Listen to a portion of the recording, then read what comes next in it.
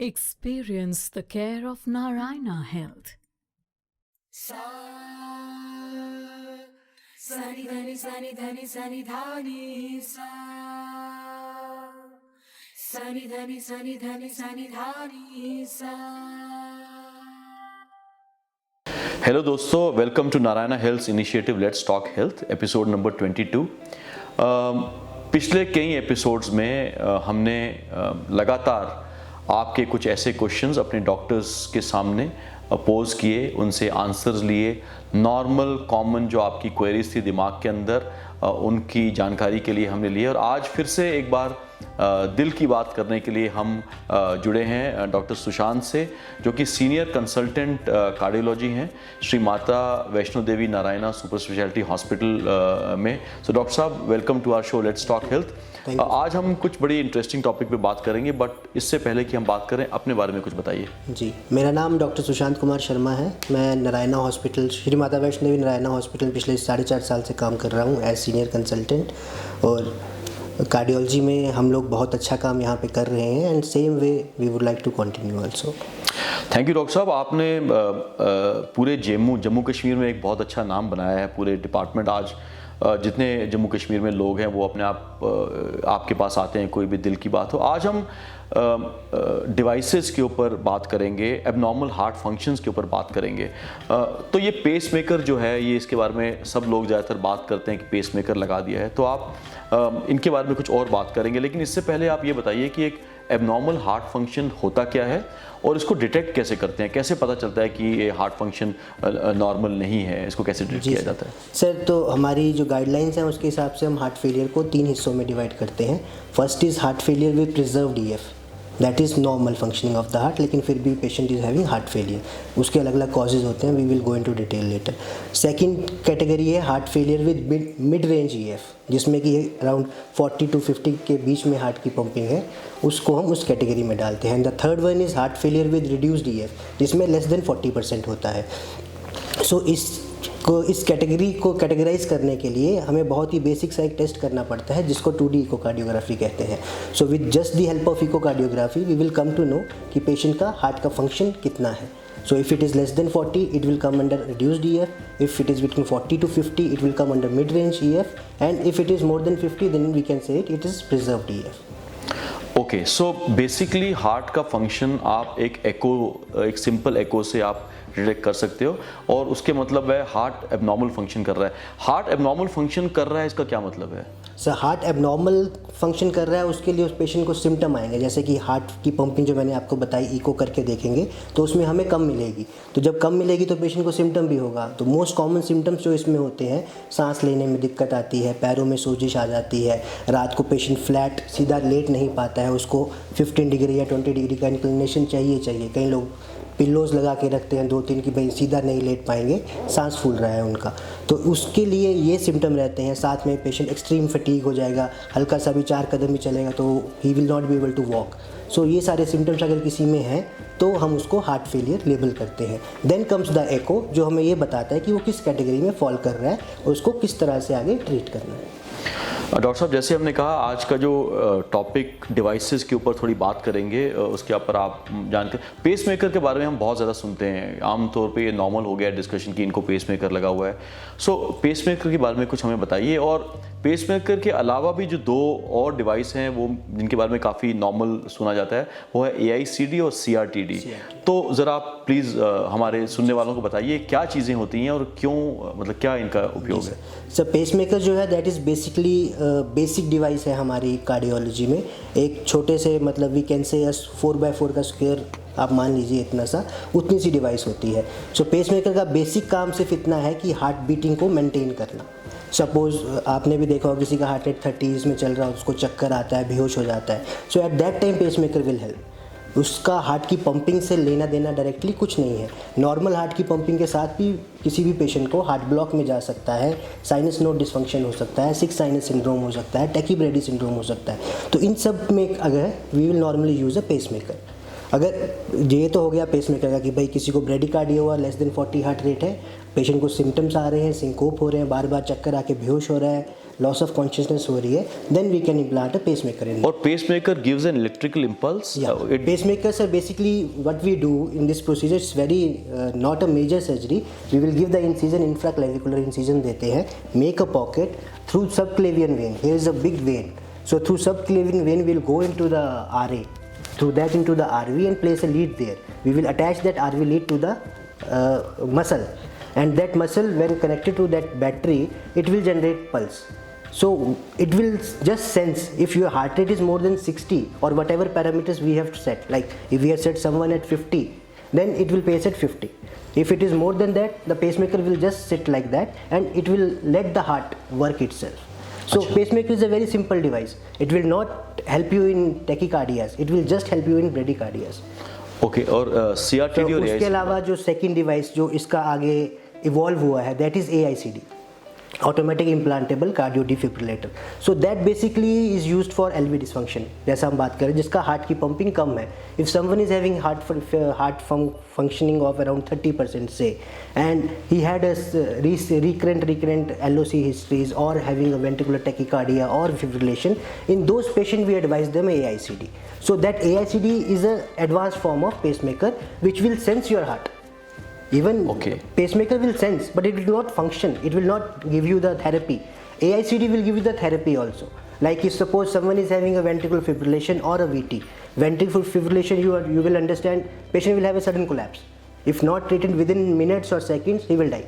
So that device, if implanted in that patient, as soon as it reads that it's a VFib, it will give a shock inside. Like we give it outside, we keep a pad on the sternum, one in the apex, and then we'll ask people to clear it off. It will not do. It will just sense if heart rate is 200 and it is VFib, it will shock, and simultaneously it will pace also. So patient will not lose consciousness in that. He will have this thing impact of that current. He will feel that current. Even the person next to him will feel the current that he had something. It will be pataka, मतलब धक ऐसे करके. But the thing is that will pace also again, because so sometimes क्या होता है sir, if someone is having a VFib or VT, we shocked, patient will go into flat line. So this device will not let that happen. This will at least pace at 40 or 50 rate, so that we can have some circulation. And CRTD? CRTD, that is again an advanced form. There are very clear-cut indications for CRTs. So patient should be on medical therapy for at least 2 to 3 months. Despite on medical therapy, he is having recurrent heart failure admissions. Then we can think of CRT D or P or something like that. Other than that, there has to be a peculiar ECG also to put a CRT device. We can't just in a normal ECG with the EF of 30%. By normal ECG, I mean there is MI, there are changes, but those changes are not that much that we can do a CRT. So a clear-cut indication for CRT, LVEF of less than 30%. With at least 3 months of guideline-directed medical therapy. Despite that, he is having recurrent heart failure, and there is a left bundle branch block. That is QRS duration is more than 150 seconds. Then only we can put a CRT device. Doctor साहब, इसके बारे में थोड़ा मैं और आगे बढ़ूंगा. CRT के बावजूद भी अगर आपको फिर भी the heart is not functioning normally, then there is something. Again उसके आगे भी एक डिवाइस होता है, उसके बारे में कुछ थोड़ा सा बताएंगे, फिर मैं कुछ और बातें करूँगा. जी. तो सर जैसे CRT में भी 2 तरह की चीज़ें होती हैं. एक होता है CRT pacing, एक होता है CRT defibrillation. So CRT pacing we usually kept it for patient with the EF of 35-40, जिनमें हमें लगता है कि they will not require defibrillation, मतलब VT-VEF का चांस बहुत कम है, उनमें हम CRT-P usually offer करते हैं. And those with a EF of less than 20% or with more risk of having a ventricular tachycardia, we give them an option of CRT-D, which is defibrillation. D stands for defibrillation, P is for pacing. अब CRT भी evolve हुआ, तो evolvement के साथ there comes 2 more things. One is called LOT and other is called HOT. So LOT is left bundle branch pacing. Now actually from pacemakers also we have shifted. From conventional pacemaker we have shifted to physiological pacing of the heart.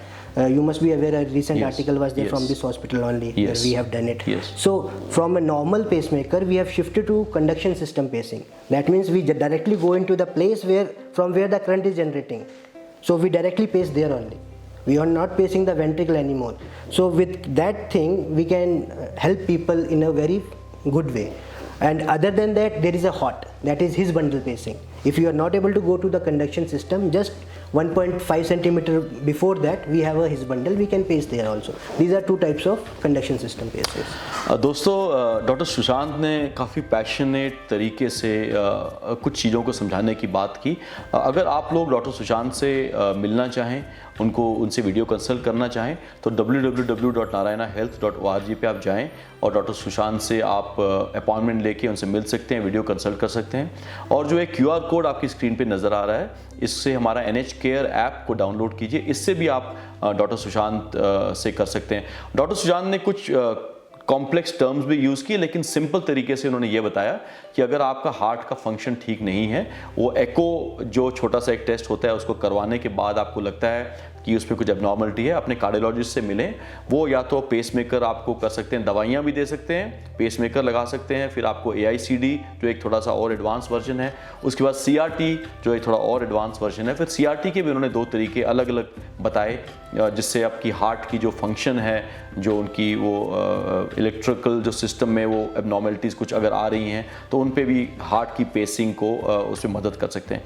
Doctor साहब, लोगों के दिमाग में pacemaker, CRTD, AICD तो चलो आपने बता दिया, लेकिन ये दिमाग में हमेशा डाउट रहते हैं कि इनको कैसे इम्प्लांट क्या किया जाता है, ये क्या चीज़ होती है, बाहर नज़र आती है, अंदर रहती है, इसमें अगर आप जाते हैं इसको इम्प्लांट करने के लिए कितने दिन अस्पताल में रहना पड़ता है, उसके बारे में ज़रा थोड़ा सा क्लियरली बता दीजिए कि एक बार एक पेशेंट आया आपके पास में जिसको पेसमेकर लगाना है या CRT या AICD लगाना है, तो what does he go through, he और शी के, व्हाट डज? सो इनिशियली हमारे कुछ टेस्ट होते हैं सर, इन एनी केस अगर हमें पेसमेकर है या ICD है या CRT है, we have a prerequisite test, हम कुछ टेस्ट हैं हम वो करके देखते हैं। उसमें अगर PTINR वगैरह सब नॉर्मल है, we plan it for the procedure. और प्रोसीजर में कुछ नहीं है, हल्का सा इंसिजनल यहाँ पे लगता है अराउंड फिंगर ब्रेथ, तो वो जो है विद इन टाइम खुद ब खुद हील भी हो जाता है। डिवाइस की बात रही, दिखने की बात रही, तो उसमें पेसमेकर सबसे छोटा है, तो वो यूजुअली फैट या थोड़े से मोटे या ओबीस पेशेंट्स हैं उनमें दिखता नहीं है। हाँ, बहुत ही थिन बॉल्ड है तो उसको तो पेसमेकर भी दिखेगा। ICD सबसे मोटी है इनमें, ICD and CRT these both are बहुत मोटी हैं, तो वो थोड़ी सी उभर के दिखती हैं, तो उसमें भी ऐसे वो भी अंदर इम्प्लांट कर रहे हैं। इम्प्लांट सारी स्किन और मसल के पास होती है, मसल के ऊपर और स्किन के अंदर, जो हमारे दोनों के बीच में जो फेशिया और फैट टिश्यू है उसकी जगह हम उसको रखते हैं। कई बार अगर थिन बिल्ट, जैसे अभी रिसेंटली हमने एक लास्ट केस किया था, उसमें हमने मसल के अंदर रखा उसको, क्योंकि वो बहुत ही पतली थी माता, ICD की डिवाइस थी, तो वो सामने ऐसे उभर जानी थी बाहर, तो हमने पेक्टोरल्स मसल को हल्का सा कट शेव ऑफ किया और उसके अंदर रख दी, तो उससे उसको उभरन जो थी वो नहीं रही। ठीक है। तो this is the one way to, मतलब अगर कॉस्मेटिक किसी को कुछ है then they can let us know कि भाई हमें ऊपर नहीं चाहिए, we can put it inside a pectorals. और कब वापस जा सकता है पेशेंट घर? 3rd day sir. Pacemaker we usually 2nd day dressing करके चेक करते हैं, everything is okay, 2nd day evening we discharge in pacemakers. In ICD CRT we usually keeping for 3 days, 3 to 4 days maximum. जो दूसरा question normally आता है patients के मन में, उनके अटेंडेंट्स के मन में, कि क्या एक आदमी नॉर्मल लाइफ जी सकता है पेसमेकर, AICD, CRT लगा के, और कोई रेस्ट्रिक्शंस होती हैं उसके बाद में कुछ और करना पड़ता है? Usually sir after a month there are no restriction as such. Initially 1 महीने के लिए थोड़ा सा रिस्ट्रिक्शंस रहती हैं कि ड्रेसिंग करनी पड़ती है बार बार, हर 5-7 दिन पे ड्रेसिंग कर ली, 15 दिन के बाद अगर ऊपर सूचर लिए हैं नॉन एब्जॉर्बल तो वो निकालने आना पड़ता है। शोल्डर की मूवमेंट रिस्ट्रिक्शन रहती है 15-20 डेज़ की। Once this one month is over, after that I don't think so there is any restriction of any kind. The only thing is mobiles and you have to be little bit far off from radiations and electricity, but that is also not a problem. And the thing is, with advances now we can see or we can have the status of a patient heart by sitting here only. Like if patient is at home and he has a Wi-Fi enabled or Bluetooth enabled ICD or CRT, I can on my phone only I can check it कि भाई उसकी rhythm ठीक चल रही है नहीं चल रही है, कितनी कम है ज़्यादा है, उसको कोई VTV 5 का एपिसोड तो नहीं हुआ, उसकी कोई सेटिंग चेंज तो नहीं करनी है। So patient doesn't need to travel to me every time for this. Only thing is he has to have a Wi-Fi enabled or a Bluetooth enabled device. Doctor साहब, ये जब प्रोग्राम हमने शुरू किया था, हमने प्रिवेंशन पे बहुत ध्यान दिया था। हमारे दिमाग में ये बातें थी कि एक अच्छी हेल्दी सोसाइटी, एक अच्छा हेल्दी नेशन है, तो हम कोई ऐसी चीज़ें करें जिससे प्रिवेंशन हो इन सब चीज़ों की। तो आप मुझे बताइए, जो हार्ट फंक्शन के जो इश्यूज़ होते हैं, इनकी प्रिवेंशन कैसे की जा सकती है, इसके बारे में थोड़ा सा बताइए। और आपके हिसाब से कुछ रेगुलर हेल्थ चेकअप्स कराने पड़े हों या कराएं जिनसे पहले ही कुछ इंडिकेशन मिल जाएं, एक और चीज़ आपसे रिक्वेस्ट करूंगा, जो CT एनजियो आपने कहा है, डॉक्टर शेट्टी ने कई बार इस बारे में बात की कि after some age people should get CT angio done. So ज़रा उसको भी, उसके बारे में हमारे जो सुनने वाले उनको बताइए कि when should a person do, और should it become a part of your yearly और बाई ईयरली या समथिंग चेकअप, तो कैसे करें? प्रिवेंशन, टेस्ट्स, कुछ regular health checkups and CT angio, ये 4 छोटी छोटी चीज़ों के बारे में बताइए। सर पक्का। सो प्रिवेंशन की बात हम कर रहे हैं सर, मोस्ट इंपॉर्टेंट थिंग तो हमारा उसमें lifestyle modification with healthy diet. आजकल तो गूगल पे आप डालोगे तो डाइट का भी निकल आएगा चार्ट कैसे है, फिजिकल एक्टिविटी भी, we have already discussed all those things, तो बोलना नहीं है, लेकिन फिर भी जो हमारी रिकमेंडेशंस है that is 75 minutes walk, vigorous walk, मतलब थोड़ा तेज़ चलना, जिसे ब्रिस्क वॉकिंग कहते हैं। If you do 75 minutes of brisk walking for 5 days a week, that is more than sufficient. So I don't think so there is much more need of going into that detail. अगर आपको नहीं चल पाते हैं घुटनों की दर्द की वजह से, किसी भी वजह से, तो 150 मिनट्स ऑफ स्लो वॉकिंग, मतलब नॉर्मल वॉक जिसे हम बोलते हैं, आप वो भी अगर कर लेते हैं दैट इज़ सफिशिएंट एनफ। उसके अलावा डाइट में सॉल्ट का इंटेक आपको कम लेना है, बिकॉज हार्ट फेलियर पेशेंट्स जितना ज़्यादा सॉल्ट लेंगे वाटर एक्यूमुलेशन उतना ही ज़्यादा बढ़ेगा और उतना ही जल्दी बढ़ेगा। तो जितना जल्दी ये वाटर एक्यूमुलेट होगा उतनी ही जल्दी उसका सांस फूलेगा या पैरों में सोजिश आएगी। So salt restriction in a patient with a heart failure is mandatory.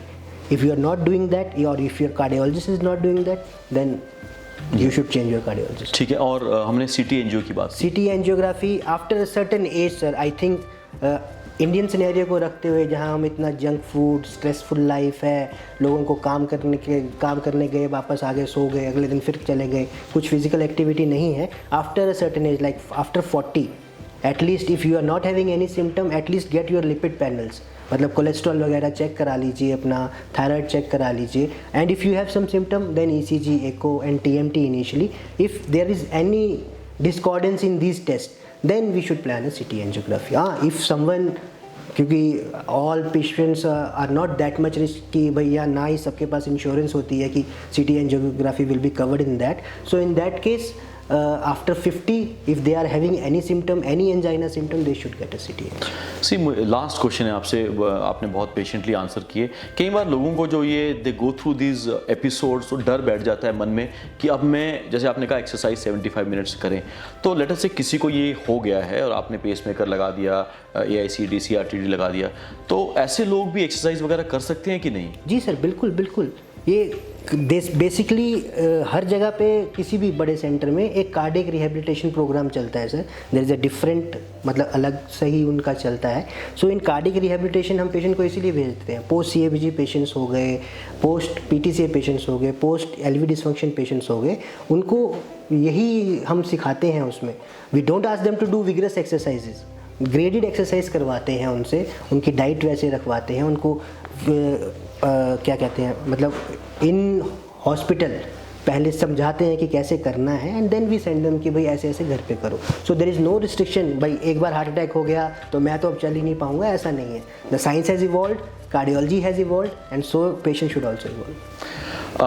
भाइयों बहनों, डॉक्टर सुशांत कुमार शर्मा से अगर आप अपॉइंटमेंट लेना चाहें, जैसे मैंने आपको पहले भी कहा, www.narayanahealth.org में जाके doctor Sushant senior consultant cardiology हैं, Shri Mata Vaishno Devi Narayana super speciality hospital में।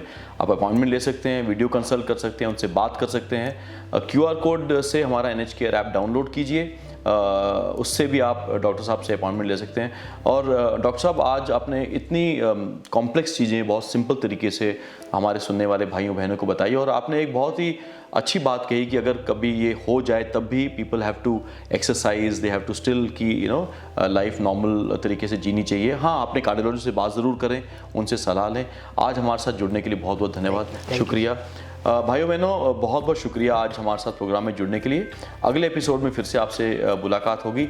आप ये प्रोग्राम सुनते रहिए, एक बेटर हेल्थ की तरफ, हमारे एक बेटर देश की तरफ बहुत बहुत सहायता होगी। धन्यवाद।